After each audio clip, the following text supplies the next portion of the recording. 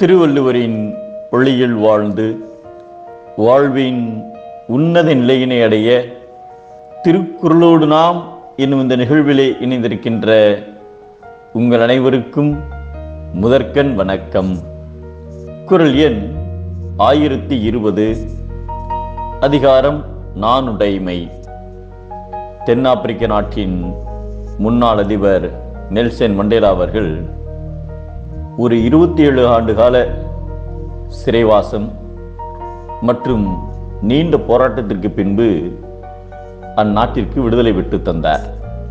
பின்னர் அந்நாட்டின் ஜனாதிபதியானார். ஒரு நாள் தனது பாதுகாப்பு படையினருடன் நகரில் உள்ள ஒரு உணவகத்திற்கு சென்றிருந்தார். அவர்கள் அனைவரும் உணவை உண்ண தயாராக இருந்தனர். அப்போது அவர்களில் எதிர்மேசையில் ஒருவர் தனியாக தன் உணவுக்காக காத்திருந்தார்.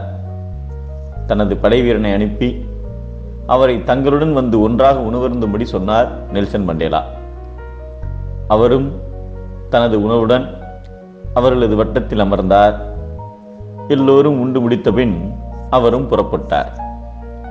அப்போது அப்படை வீரன் ஒருவன், ஐயா, அந்த மனிதரை பார்க்க நோய்வாய்ப்பட்டவராக தெரிகிறார்.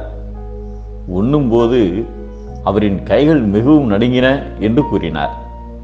அதற்கு நெல்சன் மண்டேலா அவர்கள், அது உண்மையல்ல வீரனே, நான் சிறையில் இருந்தபோது இந்த மனிதர்தான் எனது சிறை காவலராக இருந்தார்.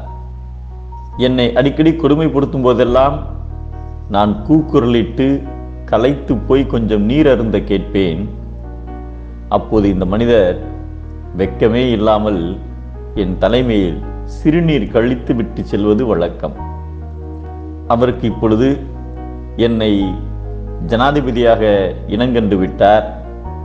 நான் இப்போது அவருக்கு பதிலடி கொடுப்பேன் என்று நினைத்து வெட்கி தலைகுனிந்து நடுநடுங்கியிருப்பார். ஆனால் அவரை தண்டிப்பது என்னுடைய பழக்கம் அல்ல. பழிக்கு பழி வாங்கும் மனநிலை ஒருபோதும் ஒரு தேசத்தையோ தனி மனிதரையோ கட்டி எழுப்பாது.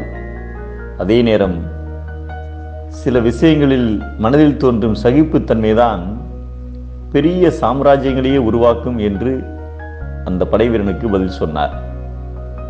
மனத்துள் வெட்கம்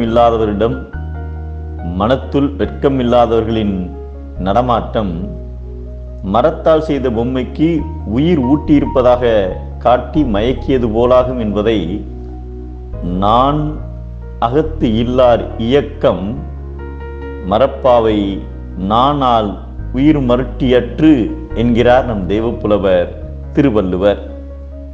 நாணமில்லாத மனிதன் பொம்மை, நல்ல மனிதனே செம்மை.